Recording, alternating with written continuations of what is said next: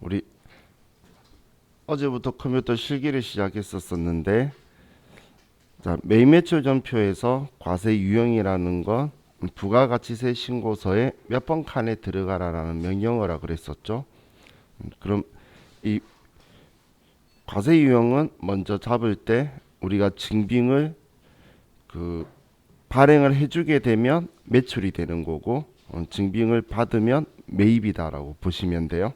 그래서 우리 문제 지문에 보면 세금계안서든 현금 영수증이든 어떤 거든 발행해줬다, 수취했다 이런 말이 적혀 있죠. 그럼 그 글자로 매출이구나 매입이구나라고 판단하셔도 틀림이 없어요. 그럼 우리가 과세 유형을 선택하는 방법이 이 부가가치세 신고서에 몇 번 칸에 들어가냐에 따라서 정해진다라고 보시면 돼요. 그럼 어제 제가 세금계안서 발행하게 되면 11번 매출과세를 써라고 했는데, 우리 세금계안서를 발행하다 혹은 전자세금계안서 발행하든 우리가 전자세금계안서 발급 의무자지만 실수로 종이세금계안서를 어쩔 수 없는 사항으로 발행할 수도 있겠죠. 그렇게 되면 어떻게 되든 간에 부가가치세 신고는 해야 되는 거예요. 전자세금계안서 발행 안 한 걸로 인한 우리 징벌 효과인 가산세는 발생할 수 있겠죠. 하지만 그건 가산세에서 이야기하는 거고, 종이세금계안서든 전자세금계안서든 발행하면 우리는 과세의 세금계안서 발급분이 1번 칸에 들어와야 되기 때문에 11번 매출과세를 선택하는 거예요. 그런데 여기 11번 매출과세는 부가가치세 세율이 10%인 거죠. 그런데 수출하는 재화의 내국 거래에 대해서는 세금계안서는 발행하는데 영세율 세금계안서를 발행을 해야 돼요. 그래서 우리가 로컬렛이나 내국신용장 이런 표현이나 구매 확인서에 의해서 세금계산서를 발행한다 이렇게 나오게 되면 우리는 영세율의 세금계산서 발급분 5번 칸에 들어가야 되기 때문에 12번 매출 영세를 선택하게 돼요. 자, 그리고 지금 여기는 부가가치세 있는 거래에 대한 이야기죠. 10%든 0%든 부가가치세가 과세되는 거래인데, 우리 회사가 겸양 사업자로 전산 세무 2급은 시험을 볼 거예요. 전산 회계 1급은 그냥 과세 사업자로만 볼 건데, 전산 세무 2급에서는 과세품도 팔고 면세품도 파는 겸양 사업자로 나올 거예요. 그럼 겸양 사업자는 과세품을 팔 때는 세금계안서 발행하는 게 일반적인 원칙이고, 면세품을 팔게 되면 계산서를 발행하는 게 원칙이에요. 그럼 겸양 사업자는 부가가치세 신고를 할 때 이 과세표준명세서라는 걸 같이 제출하게 되는데, 이 과세표준명세서에서 계산서 발급 금액이라고 적혀 있는 이 칸에 들어오도록 하기 위해서 13번 매출면세를 선택하게 돼요. 그럼 전자계산서든 우리 종이 수기계산서든 발행하게 되면 우리는 13번 매출면세를 선택한다라고 보시면 돼요. 또 우리가 과세품을 물건을 팔았는데, 그럼 과세품을 팔았으면 거래 상대방이 그 누구든지 간에 뭐 개인이든 국가든 지방자치단체든 비영리단체든 상관없이 우리가 부가가치세를 무조건 받아야 된다라고 했어요. 그 거래 상대방이 부담하면 안 되는 사람이면 자기가 알아서 돌려받는 거라 그랬죠. 그렇기 때문에 부가가치세를 받는 과세 거래를 했는데 그 상대방에게 아무런 증빙을 해주지 않는 거예요. 그럼 10%인 과세 거래인데 아무 증빙을 해주지 않았을 때에 우리는 과세의 기타 칸에 들어오기 위해서 14건별을 선택을 할 거예요. 어제 우리가 문제 풀었던 그 간이 영수증 해주거나 그냥 일반 영수증 해줬을 때는 부가가치세법상의 적격 증빙이 아니죠. 그럼 증빙을 안 해줬는데 부가가치세를 받는 과세 거래를 했다는 거예요. 그런 경우에 여기 4번 칸에 들어오기 위해서 14건별을 선택하는데, 그런데 그 거래만이 아니라 우리 과거에 공부했던 간주 공급이라든지 그럼 앞으로 공부할 간주 임대료라든지, 지금 간주자 붙어 있는 애는 매출이 아닌데 매출이다라고 해서 매출세액을 가지고 오라는 거예요. 그럼 매출세액 진짜 실제적인 매출이 아닌데 가지고 오라 그러면 우리는 과세 거래로 보지만 거래 상대방이 없죠. 그래서 증빙이 없는 과세 거래가 10% 과세 거래가 될 거예요. 그런 경우에도 4번 칸에 들어와야 되기 때문에 14건별을 할 거다라고 보시면 돼요. 그래서 어제 우리 제품을 거래처에 줘서 사업상 증여가 일어난다든지 아니면 우리가 물건 제품이나 원재료를 사업하고 관련 없이 직원한테 개인적으로 공급한다든지 혹은 대표이사한테 준다든지 그런 경우에 간주 공급에 해당하게 되겠죠. 그런 경우에 과세 유형을 14건별로 해서 10%를 우리가 세무서에 줘야 되는데 매출세액으로 봐야 되는데 그런데 증빙이 없다. 그래서 우리는 14건별 선택해서 4번 칸에 올 거고, 또 우리가 직수출인 경우에는 영세율 거래인데 외국 회사한테 부가가치세법상의 증빙을 해줄 필요가 없다는 거예요.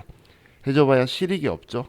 그렇기 때문에 우리는 그 과세 거래들 중에서 10%든 0%든 과세 거래인데 증빙이 없다가 기타예요. 그럼 직수출은 영세 거래인데 증빙이 없기 때문에 6번 기타 칸에 가야 되고, 여기에 들어오기 위해서 우리는 16 수출을 선택했다라고 보시면 돼요. 자, 그럼 우리가 그 부가가치세법에서 인정하는 적격 증빙에 들어가는 고급 영수증인 신용카드와 현금 영수증이 있는데, 신용카드와 현금 영수증 거래일 때는 과세 거래냐 면세 거래냐를 확인하게 돼요. 그럼 과세 거래라고 하면 10%가 있는 과세 거래인데, 그런 경우에는 우리는 신용카드 현금 영수증 발행분의 10%인 여기 3번 칸에 들어오게 될 거고, 여기에 들어오도록 하기 위해서 신용카드 매출전표 발행했다 혹은 카드로 결제받았다. 근데 부가가치세가 있는 거래를 했으면 우리는 17번 카드 과세를 선택할 거고, 반대로 또 다르게 현금 영수증이나 아니면 우리 사업자용 현금 영수증이 지출증빙이라고 표현하죠. 그럼 지출증빙 영수증을 교부해 줬으면 22번 현금 과세를 선택할 거라는 거예요. 그런데 이 신용카드나 현금 영수증은 그래도 결국은 영수증이라는 거예요. 그래서 면세 거래라고 하면 그 거래만을 위해서 따로 칸이 만들어져 있는 건 없어요. 면세 거래인 경우에는. 하지만 우리는 매출은 맞죠. 물건 판 거잖아. 면세품도. 그렇기 때문에 과세표준명세서의 그 법인세법상의 용어에서 수익 금액이 매출액 값 유사한 뜻이에요.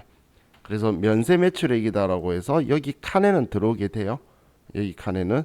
그런데 우리 따로 그 카드나 현금 영수증을 위한 칸을 따로 만들어 둔 거는 없다라고 보시면 돼요. 그래서 어제 제가 부가세 신고서에는 X라고 적어 놨을 거예요. 그 이유가 부가세 신고서에는 영수증이 신용카드나 현금 영수증만을 위한 칸은 별도로 마련되어 있는 건 없다라고 생각하시면 돼요. 하지만 우리는 그걸 가지고 우리가 증빙을 해야 되기 때문에 그 우리 카드 면세 거래인 경우에는 18번 카드 면세, 그리고 현금 영수증 면세 거래인 경우에는 23번 현금 면세를 쓴 거예요. 근데 우리 영세율에 대한 경우에는 자와 같이 그 시험에는 단 한 번도 나온 적이 없어요. 카드 거래인데 로컬레이시 상대방이 내구신용장을 저한테 준 거예요. 그럼 영세율로 물건을 줘야 되겠죠. 아마 여기 계신 분 중에 실무 경험이 엄청 많으신 분도 신용카드 단말기를 영세율로 조작을 해가지고 발행해 준 적은 거의 없으실 거예요. 일반적으로 저도 해본 적 단 한 번도 없는데, 근데 만약에 생긴다면 영세율인데 세금 계산서하고 신용카드나 현금 영수증이 같이 겸상은 주고도 못한다고 생각하시면 돼요. 그러면 여기 영세율 거래에는 세금 계산서하고 기타 칸밖에 없죠. 그러면 기타 칸에 만약에 19번 카드 영세나 24번 현금 영세를 하면 여기 6번 칸에 들어올 거다라고 그냥 생각 정도만 하시면 돼요. 이게 우리 어제 저와 같이 카드 매출에 대해서 이야기를 한 거고, 자, 오늘은 매입에 대해서 볼 건데, 자, 매입에서도 여러분들이 생각하시는 게, 자, 먼저 과세 유형 찾을 때는 증빙 서류를 가지고 먼저 찾는 거예요. 지금 제가 이야기할 때도 세금계산서다, 신용카드다, 증빙 없다 이런 거 가지고 과세 유형이 선택이 됐죠. 칸이 결정되니까. 그럼 매입에 대해서도 우리는 증빙을 가지고 먼저 찾게 되고, 그리고 신용카드나 현금 영수증이면 매입일 때도 우리는 과세 거래냐 면세 거래냐 봐야 돼요. 여러분들이 신용카드 가지고 식당 가서 밥을 먹고 결제를 하든 꽃집에 가서 꽃을 사고 결제하든 똑같은 신용카드 매출 전표를 준다는 거예요. 그럼 그 증빙을 가지고 과세 거래인지 면세 거래인지는 알 수가 없겠죠. 그렇기 때문에 증빙에 부가가치세가 별도로 적혀 있는지 혹은 거래 금액이 우리 공급 대가인지 부가세 없는 건지, 근데 그것마저도 인지가 불가능하면 이 물건이 과세품인지 면세품인지 이렇게 여러분들이 체크를 하셔서 과세 거래냐 면세 거래냐를 확인하셔야 되고, 하지만 우리 매입 매출 전표를 다루는 우리 시험 세무 2급까지는 세금 계산서를 수취했을 때는 불공제 사유에 해당하는지 아닌지를 봐야 돼요. 제가 왜 전산세무 2급이라는 표현을 쓰냐면, 전산세무 2급은 일반 전표에 입력하시오, 매입 매출 전표에 입력하시오 그렇게 적혀 있는 상태로 그게 그 메뉴에다가 입력해야 되는 형태로 문제가 나오는데, 우리 실무라든지 혹은 나중에 여러분들이 회계사의 TAT 2급 시험이라든지 전산세무 1급 시험에서는 세금 계산서 받았을 때가 아니더라도 불공제 사유인지를 봐야 돼요. 왜냐하면 불공제 사유면 매입세 공제가 안 되는 건데, 세금 계산서 받았을 때는 매입세 공제가 안 돼도 일단 부가가치세 신고서에 집어넣고 공제 안 받기 위해서 뺄 거예요. 그런데 신용카드나 현금 영수증은 따로 신고를 안 해도 돼요. 공제 못 받으면 신고하지 말라는 서식의 규칙도 저와 같이 이따 나중에 공부를 할 건데, 그럼 신용카드나 현금 영수증은 부가가치세 신고서에 안 들어오기 때문에 일반 전표로 가는 거예요. 그래서 여러분들이 과거에 일반 전표 저와 같이 공부할 때 카드 거래를 본 적이 있는데, 그 카드 거래의 거의 대다수가 접대를 하거나 아니면 2000cc 승용차 기름 넣거나 수리하고 있을 거예요. 불공제 사유인 거는 신용카드나 현금 영수증이면 일반 전표에 쓰는 거기 때문에 우리 시험에서도 일반 전표에서 카드 거래 나오는 건 대다수가 그런 것들이에요. 그런 게 아니면 매입세액에 대해서 부가가치세에 대해서 고려하지 말라는 말을 써줘야 되니까 누군가가 이의제기 신청이 가능하겠죠. 그럼 지금 우리 매입 매출 전표만 가지고 이야기하면 세금 계산서 받았을 때만 불공제 사유에 해당하는지 해당하지 않는지를 봐서, 불공제 사유에 해당하지 않으면 51번 매입 과세를 써서 이 두 칸 중에 한 군데에 들어오도록 할 거고, 54번 불공제를 선택하게 되면 불공제 사유에 해당해서 접대나 토지의 자본적 지출이나 비용용 소형승용차 구입 유지를 위해 썼다면 그때는 여기에 들어오긴 해야 되는 거고, 세금계산서 수취분에. 근데 공제 받으면 안 되기 때문에 넣었다가 빼버리는 거예요. 16번에서. 그래서 받았다고 신고를 하는데 공제는 안 받겠다고 넣었다가 빼서 공제되는 매입세액이 생기지 않도록 하는 거예요. 예를 들어서 거래처에 100만 원짜리 선물을 사준 거예요. 그러면 100만 원에 10만 원짜리 선물을 샀으면 우리가 세금 계산서를 받은 거예요. 그럼 이 10만 원은 동그라미 나가 공제되는 매입세액인데 10만 원이 공제되는 매입세액으로 뜨겠죠. 세금 계산서 받았으니까 신고하면. 그럼 이걸 공제 안 받기 위해서 16번에 보시면 오른쪽에 공제받지 못할 매입세액이 있죠. 여기에서 100만 원에 10만 원이 들어오도록 해서 나번에 공제되는 세액을 빼버린다는 거예요.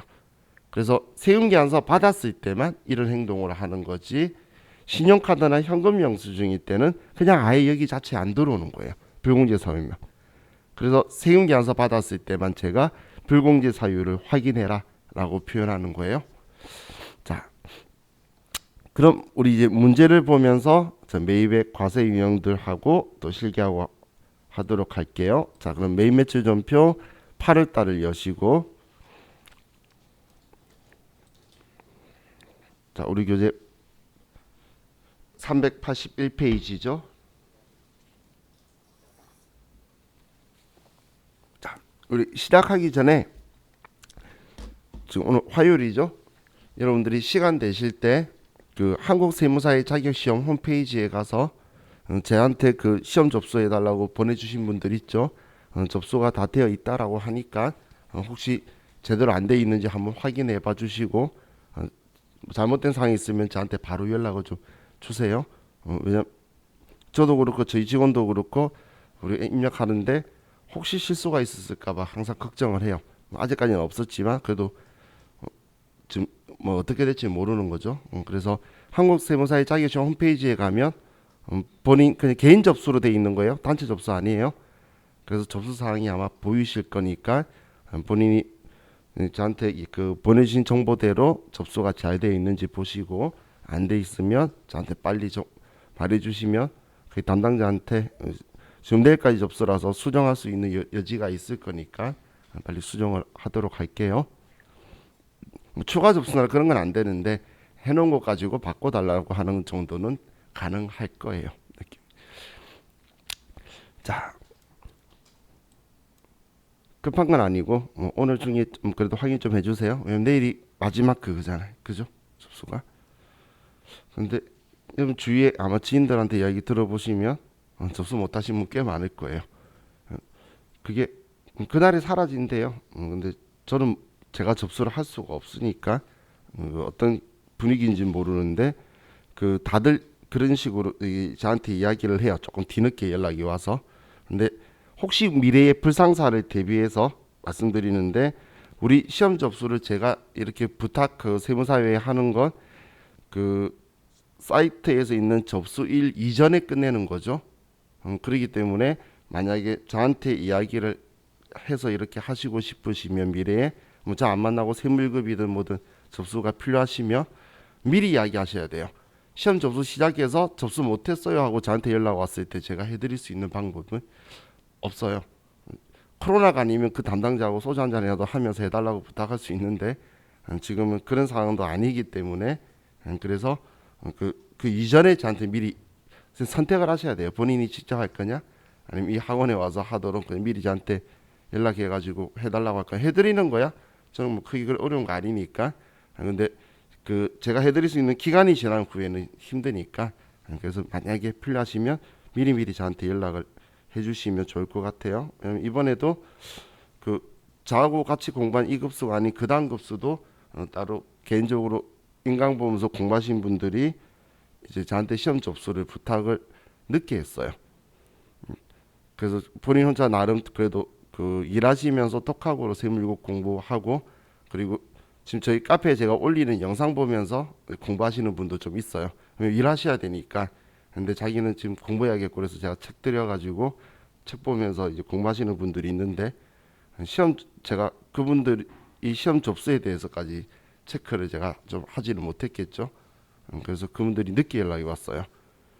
그래서 시험 접수를 못했어요. 그래서 고생하셨는데 시험을 못 보니까 의욕이 갑자기 또 급격히 하락하시더라고. 그죠? 자, 그 미래 이야기니까 이번 접수만 한번 확인해 봐 주세요. 자, 그럼 이제 8월 2일 문제부터 같이 봅시다.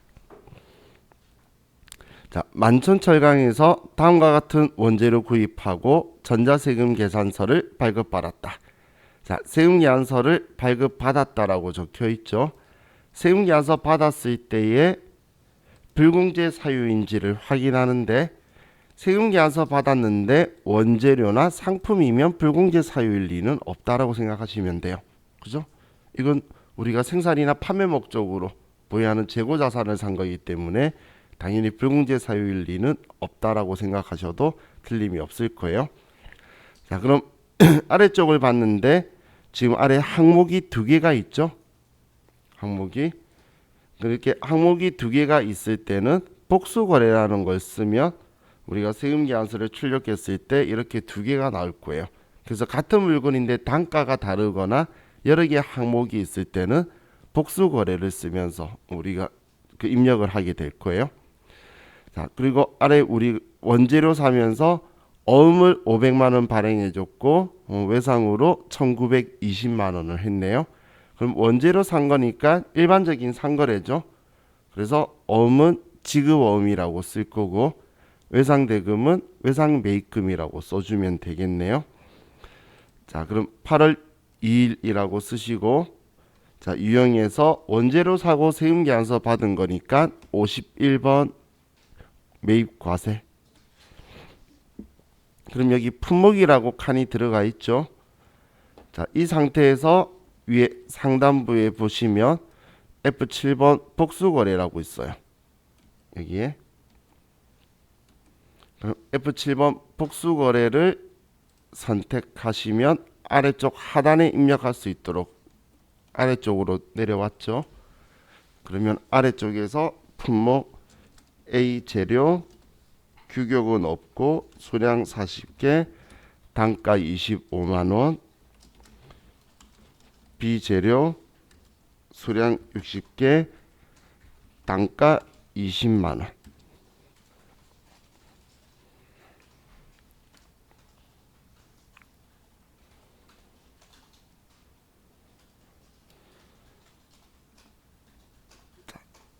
입력을 다 하신 분들은 아래 하단에 보시면 F7번이나 탭키나 ESC 키 누르면 다시 위쪽으로 올라간다고 적혀 있죠. 여러분들 편리하신 버튼 누르시면 다시 위쪽으로 첫 번째 품목 외에 이제 합계 공급가액과 세액이 나오게 될 거예요. 자, 그럼 거래처는 공급자가 만촌철강이니까 만촌철강이다. 그리고 전자세금계산서니까 1번 전자. 자, 그리고 분계는 지금 뭐 하나의 외상만 있는 것도 아니고 여러 가지가 있는 경우는 혼합이라고 할 수밖에 없겠죠. 그러면 3번 혼합. 그럼 자, 이번에 보시면 매입이다라는 건 과세 유형 때문에 알겠죠. 그러니까 과거의 매출대하고 차이점이 매출대는 이 부가가치세가 대변의 부가세 예수금이라고 뜬 거고 받아서 세무서에 줄 거니까 예수금이고, 이번에는 이 매입세액이 공제되는 내 돈인 거예요. 내 거니까 자산이니까 차변에 부가세 대급금이라고 들어와 있죠. 이 부가세 대급금이 공제되는 매입세액의 계정 과목이에요. 그래서 이제 우리 매입 매출 전표를 쓰면서 자, 이 계정 과목들을 눈으로 좀 익혀두세요. 매출세액의 계정 과목은 부가세 예수금이고 이건 내 돈이 아니기 때문에 부채예요. 부채니까 장부상 자리는 대변이겠죠. 그리고 공제되는 매입세액의 계정 과목은 부가세 대급금이에요. 내 돈이니까 자산이 되겠죠. 나중에 미래에 만약에 매출세액이 없다면 이 돈은 내가 환급받으면서 치우게 되는 거예요. 그래서 차변에 있는 거예요. 그 세이비나 아니면 그 아이큐브 같은 ERP 프로그램 쓰는 곳에 몇 군데는 이 돈 내 돈이죠. 부가세 상급금이라고 사용을 하기도 해요.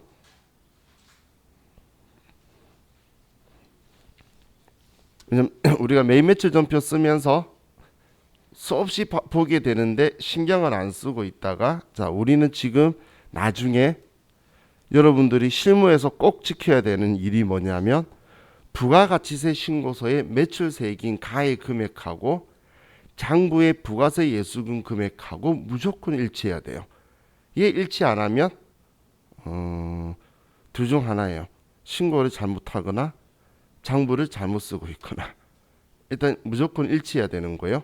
그럼 동그라미 다에 공제되는 매입세액하고 동그라미 나에 부가세 대급금하고 금액도 무조건 일치해야 돼요. 얘는 나중에 여러분이 사무실 갔는데 일치 안 하죠? 그럼 행복하게 생각해야 돼요. 이 회사는 장부든 뭐든 대충 하는 곳이구나. 의미 없는 거구나. 그냥 우리끼리 뭔가 내용만 기록하는 거구나. 그런 회사 없어요. 그러면 엉망인 회사라는 거죠. 그래서 꼭 일치해야 되는 거니까 얘네들 지금 쓰는 만큼 얘가 자동으로 생기고 있죠. 이 금액만큼 부가세 대급금이고, 그럼 우리가 자주 제조업에선 자주 취득하는 게 원재료이기 때문에 차변에 원재료 산 게 맞냐고 뜬 거예요. 아니면 수정해 줄 건데 지금 우리 원재료 산 게 맞죠? 그럼 엔터 치면 이제 차변 정리는 끝났고, 그럼 이제 대변에 돈 지급한 거 쓸 건데 어음 발행했죠? 그러면 일반적인 상거래니까 지급어음이고 금액은 500만 원. 다음 대변에 우리가 외상으로 했죠. 그러면 일반적인 상거래니까 외상 매입금이다. 지금 아래 분개하는 거는 우리 일반 전폐할 때하고 똑같은 거죠. 아래 내용은 재무회계니까. 자, 다음 페이지 8월 3일. 자, 주식회사 용산전자로부터 다음과 같은 원재료를 구입하고 전자세금 계산서를 발급받았다. 자, 이번에도 세금계산서 발급받았고 원재료 구입한 거니까 우리는 불공제 사유일 리가 없겠죠. 그래서 51번 매입과세고, 자, 우리가 그 원재료 CPU를 원재료로 사고 대금은 현금으로 640만원, 어음으로 500만원, 외상으로 1,500만원, 이렇게 여러가지 수단을 줬네요. 그래도 매입 매출 전표는 쉽죠. 차변에 원재료 샀다고 정리만 끝나면 대변에 현금 640, 지급어음 500, 외상 매입금 1,500 이렇게만 쓰면 돼요. 그렇게 어렵지 않죠. 자, 그럼 용산전자네요. 자, 날짜 8월 3일날 51번 매입과세고 CPU 수량 300개에 8만원, 거래처는 용산전자고 전자세금 계산서죠. 그래서 전자에요. 자, 분계는 혼합. 우리가 산 거는 원재료가 맞죠. 그럼 대변에는 현금으로 640만 원을 주고 대변에 어음을 500만 원 발행해서 주고 대변에 외상 매입금이 1,500만 원이 되게 되네요.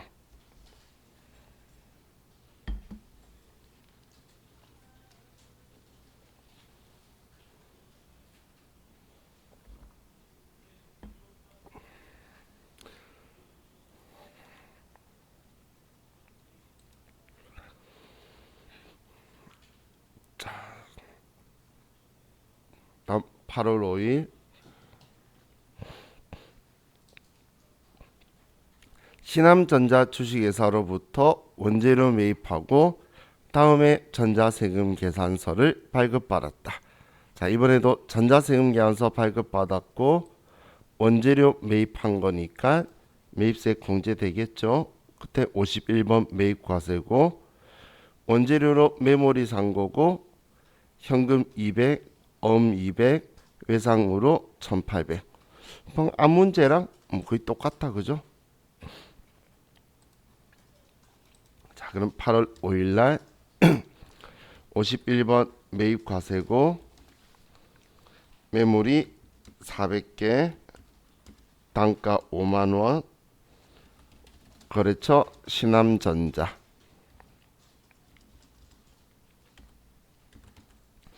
현금으로 200. 일반적인 상거래니까 지급어음인 거고 일반적인 상거래니까 외상 매입금인 거죠.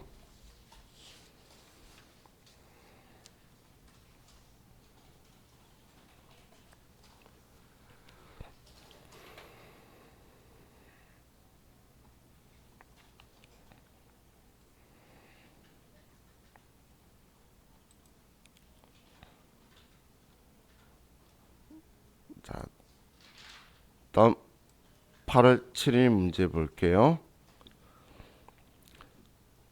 사무실용 비품을 만세물류에서 구입하고 구입 대금 중 200만 원은 현금으로 지급하고 200만 원은 거래처 범어산업에서 받은 어음을 배서 양도하였으며 잔액은 보통 예금에서 이체하고 전자세금 계산서를 발급받았다. 예금 이체 수수료는 700원이며 동구자에서 자동 출금되었다. 자, 일단 우리 증빙부터 보면 전자세금 계산서를 발급받았고 그리고 사무실용 비품을 구입했어요. 그러면 불공제 사유가 아니죠. 그렇기 때문에 51번 매입 과세고, 그럼 우리가 산 거는 원재료가 아니고 비품인 거고, 근데 이 돈을 주기 위해서 200만 원은 현금 지급, 또 200만 원은 우리는 범어산업한테 받을 어음을 배서 양도했으니까, 그러면은 받을 어음을 대변에 쓰면서 거래처를 범어산업이다라고 써서 지워줘야 되겠죠. 우리 일반 전표 때처럼. 그리고 보통 예금에서 돈 주는데 495만 원인데 400이면 95만 원이 나가야 되는데 이체 수수료 700원까지 해서 95만 700원이 나가게 되겠네요. 그럼 그 차이 나는 700원은 판관비 수수료 비용으로 차변에 처리를 해야 되겠죠. 이해가시죠? 보통 예금에서 95만 원이 아니라 95만 700원 나갔으니까 700원은 수수료 비용 돼야 되겠죠. 자, 그럼 이걸 이제 매입 매출 전표에 써보면 8월 7일 날 51번 매입 과세고 비품을 샀어요. 금액은 450만 원의 별도. 자, 거래처는 만세물류로부터 우리가 구입을 했고, 전자세금 계산서 받았으니까 전자예요. 분계는 혼합. 그럼 이번엔 우리가 원재료 산 게 아니라 사무실용 비품을 샀어요. 그러면 비품으로 원재료 계정 과목을 바꿔주고. 자, 그럼 대변에 이제 대금 지급을 할 건데, 자, 먼저 현금으로 200만 원을 줬고, 또 대변에 우리는 범어산업에서 받을 어음을 배서 양도했어요. 그럼 받을 어음이고, 자, 여기에 거래처 범어산업으로 바꾸고, 금액은 200만 원. 다음 보통 예금에서 돈이 빠져나가는데 95만 700원이 이체 수수료와 함께 빠져나간 거죠. 그럼 차이 나는 이 700원은 차변에 우리는 수수료 판관비 수수료 비용 700원이다라고 같이 써주면 되겠네요. 자, 여기에서는 체크하실 게 우리가 산 비품을 차변에 수정했는지, 그리고 대변에 받을 어음 쓰면서 거래처 범어산업으로 수정했는지, 그리고 보통 예금의 금액을 95만 700원이 되어서 차변에 수수료 비용으로 처리가 되어서 들어갔는지, 이걸 체크를 해 보셔야겠네요. 그렇죠?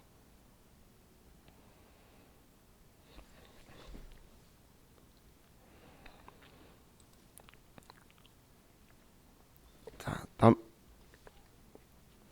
8월 9일 날 위 8월 5일 신암전자 주식회사에서 매입한 원재료 중 불량품이 있어 100개를 반품하고 대금은 외상 매입금과 상계 처리하기로 하였다. 자, 전자세금 계산서 발급, 이건 우리가 발급했다가 아니라 발급 받았다는 이야기예요. 우리가 매입자의 입장이죠. 그죠? 표현이 좀 멀게 됐는데, 자, 8월 5일 분계면 이거예요. 신암전자한테 우리 바로 앞 페이지에서.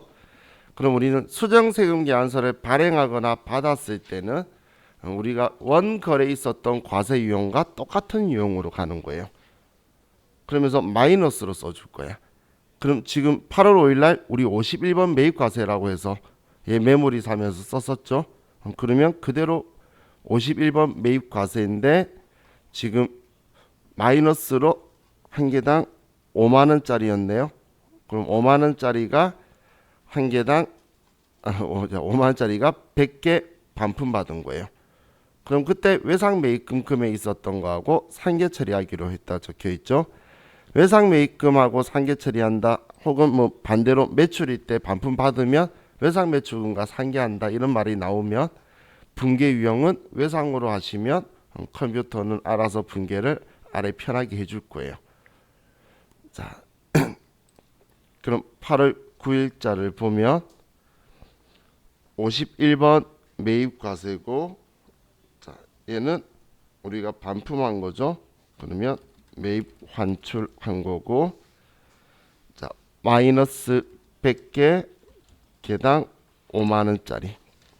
자, 마이너스 100개 다 쓰셔도 되고, 그냥 얘 수량 단가는 빼고 마이너스 500 쓰셔도 되고, 어떻게든 과세 표준이 마이너스 500만 원, 공급가액이 마이너스 500이 나오도록 쓰시는 거예요.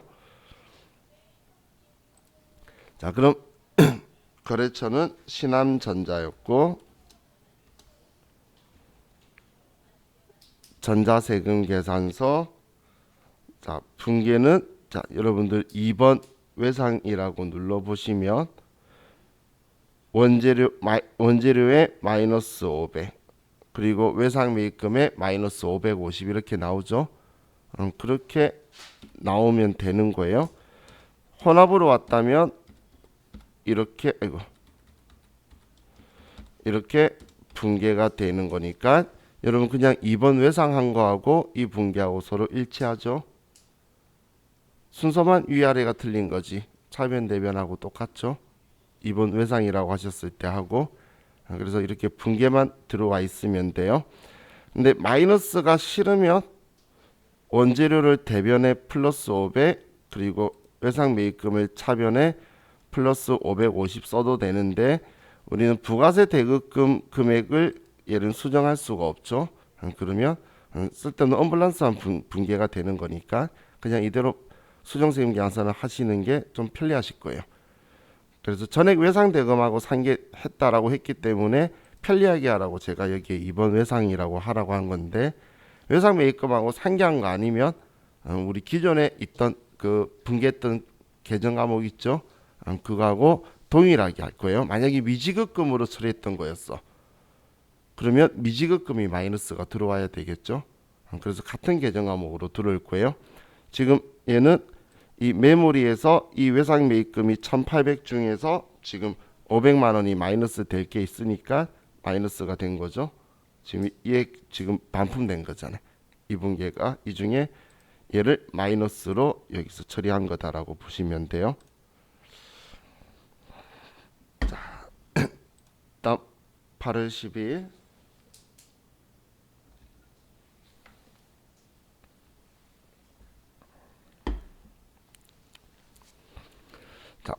만촌철강으로부터 내국 신용장에 의한 원재료를 매입하고 영세율 전자세금 계산서를 발급받았다.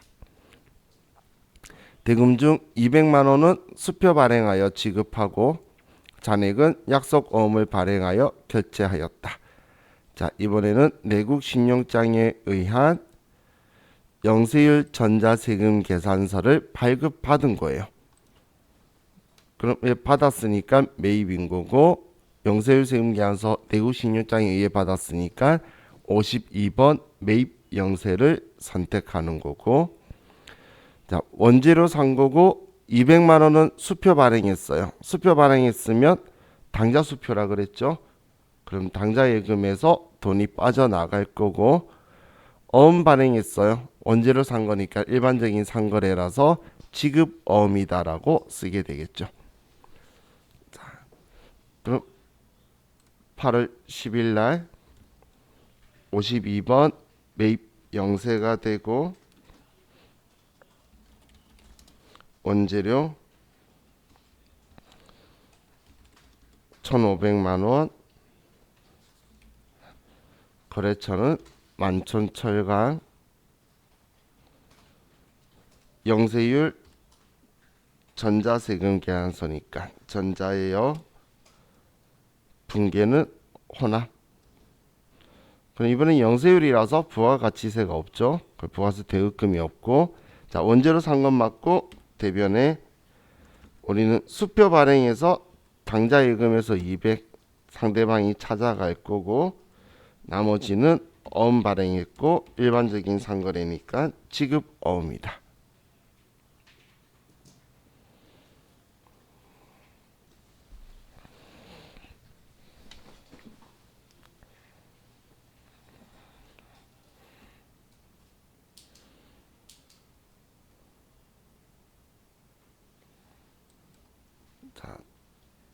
다음 8월 11일 다음 자료에 대한 회계 처리하시오. 회계팀용 서적이고 거래처 코드 302 등록하라고 되어 있네요. 자, 지금 얘는 계산서죠. 계산서고 우리 회사 이름이 주식회사 미래산업인데 우리 회사가 공급받는 자에 있어요. 그러면 계산서는 면세사업자의 적격증빙이라 그랬죠. 그래서 53번 매입 면세가 되고, 그럼 이제 우리가 산 거는 조세법전 책을 산 거죠. 책은 계정 과목이 도서인쇄비죠. 그럼 도서인쇄비고, 그리고 제가 서점은 면세사업자라 그랬잖아요. 그래서 계산서 준 거죠. 그리고 대금 지급은 현금으로 했네요. 자, 거래처 코드 주고 이렇게 세금계산서나 계산서를 주게 되면 정보가 다 적혀 있어요. 그러면 이거 보고 거래처 등록을 다 해줘야 되겠네요. 자, 그럼 날짜.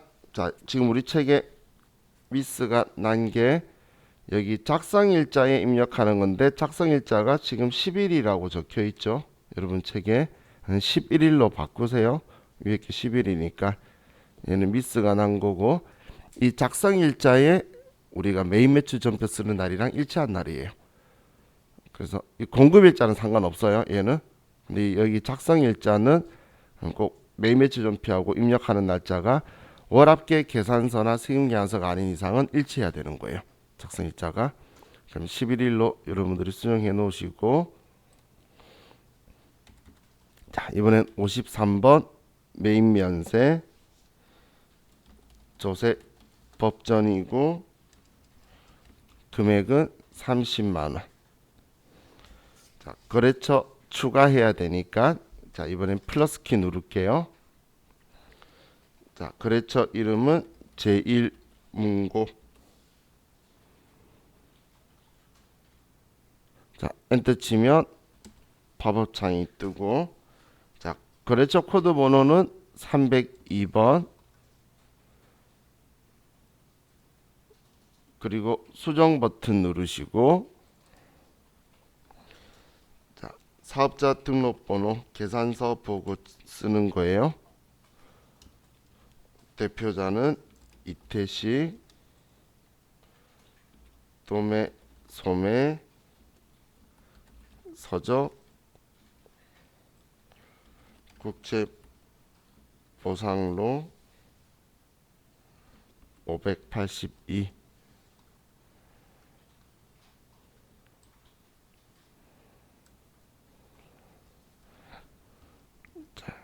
이렇게 쓰면 거래처 등록은 끝났죠. 자, 이번엔 전자자가 안 붙어 있죠. 그냥 계산서라고 되어 있으니까 전자칸은 뛰어넘고, 자, 분계는 우리 혼합이다라고 할게요. 자, 이번엔 원재료가 아니고 책 산 거예요. 자, 도서인쇄비인데 그것 때문에 문제 보시면 회계팀용 서적이라고 적혀 있죠. 800번대 도서인쇄비를 쓰란 이야기고, 대변에는 뭐 현금으로 지급했다. 뭐 분계를 우리 출금 전표 하신 분은 도서인쇄비로만 바꾸시면 돼요.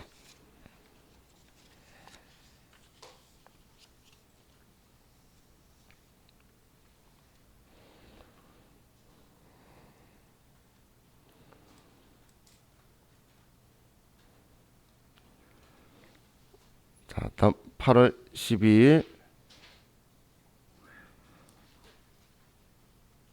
한국 소프트웨어 주식회사에 의뢰한 업무용 프로그램에 관한 소프트웨어 개발이 완료되어 인수하고 대금 3,525만 원 중 1,000만 원은 당사 발행 업무로 지급하고 잔액은 외상으로 하여 계산서를 발급받았다. 개발비 계정으로 처리할 것. 거래처 코드는 304번으로 등록. 자, 이번에도 계산서를 발급받았대요. 그러면 53번 메인 면세. 계산서 발급받았을 때는 뭐 이것저것 별 것 없어요. 그냥 53번 메인 면세 우리가 산 거는 개발비 계정으로 처리하래요. 그럼 대금을 줘야 되는데 3,525만 원 중에서 1,000만 원은 어음 발행했어요. 자, 어음 발행하면 계정 과목이 뭐죠? 여기에서 미지급금이죠. 원재료 상품 산 거 아니잖아. 또 나머지는 외상했대요. 외상은 계정 과목 뭐죠? 미지급금이죠. 그럼 똑같네. 그럼 전액 미지급금으로 처리하면 되겠네요. 그죠? 일반적인 상거래 아닐 때는 어음하고 외상하고 구분할 필요가 없죠. 자, 지금 우리 뭐 아래 답 그림에는 사업자 등록번호하고 있는데 사실 문제에서 준 적 없으니까 그냥 거래처 명만 쓸게요. 거래처 추가는 8월 12일 날 우리 계산서 받았으니까 53번 메인 면세고 소프트웨어 개발이고 금액은 3,525만 원이고 거래처는 플러스키 누르고 한국 소프트웨어 주식회사 코드번호 304번.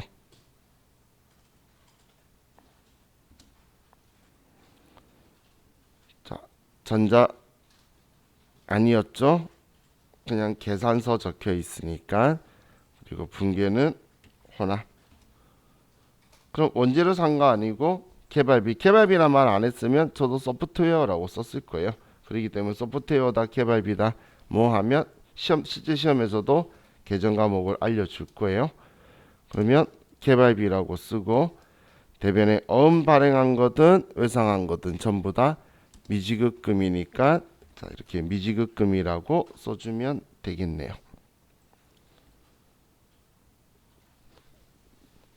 자, 우리 이번 시간은 여기까지 하고 쉬었다가 또 다음 문제 계속 연결해서 할게요. 쉬었다 합시다.